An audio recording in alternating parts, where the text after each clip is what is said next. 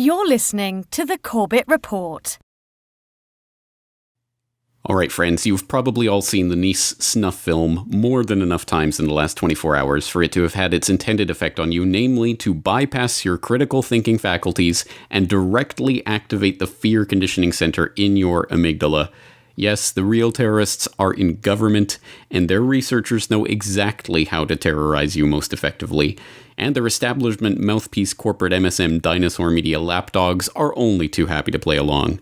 So you've probably seen this by now, but in case you haven't, here is Nice in a nutshell. As you may remember, in the wake of the Paris false flag attacks last year, France suspended its constitution as President Hollande declared a state of emergency. L'état d'urgence sera décrété, ce qui veut dire que certains lieux seront fermés, la circulation pourra être interdite et il y aura également des perquisitions qui pourront être décidées dans toute l'Île-de-France. Less than 12 hours before the Nice attack, in a Bastille Day interview, Hollande promised to end that state of emergency. Et je veux donc dire très clairement aux Français qu'on ne peut pas prolonger l'état d'urgence éternellement, ça n'aura aucun sens. Ça veut dire que nous ne serions plus une république avec un droit qui pourrait s'appliquer en toutes circonstances. And now, just hours after the attack, here he is with no choice but to extend the state of emergency. J'ai décidé que l'état d'urgence qui devait prendre fin le 26 juillet serait prolongé de 3 mois. Un projet de loi sera soumis au Parlement d'ici la semaine prochaine. Rien ne nous fera céder dans notre volonté de lutter contre le terrorisme. The French people want their republic back. A man drives a truck through a crowd of people. The French people don't want their republic back quite yet.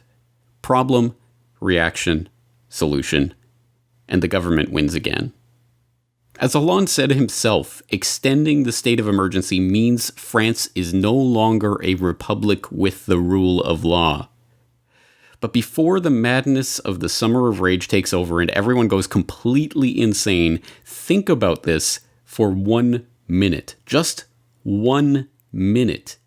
Even if we are to swallow the official narrative here, lock, stock, and barrel, that this was all the work of some lone wolf French resident Islamist who hates France for its freedoms and all the other baloney we've been fed through this entire war of terror, even if we take all of that for gospel truth, it still boils down to this.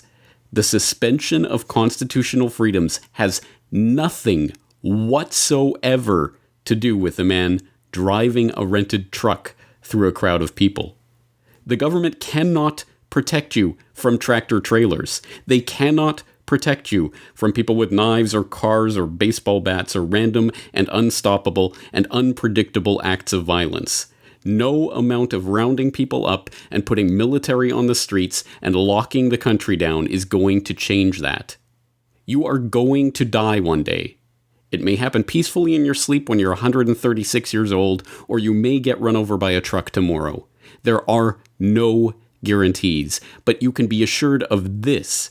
Any government official that comes along promising that they can keep you safe and sound and swaddle you in the protective martial law arms of the military from all the bad men in the world are selling you a pile of steaming bullcrap.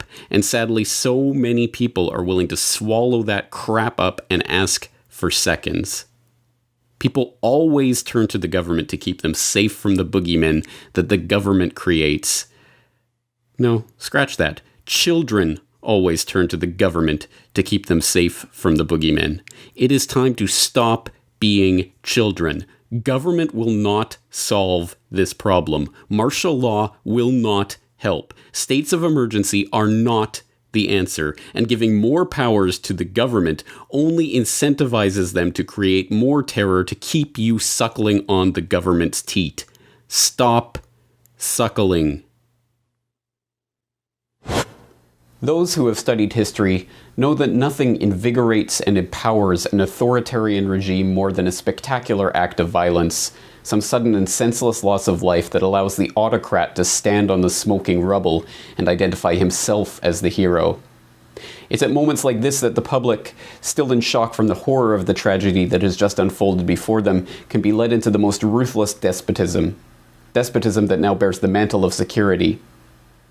Acts of terror and violence never benefit the average man or woman. They only ever benefit those in positions of power. I couldn't have said it better myself. James Corbett, CorbettReport.com.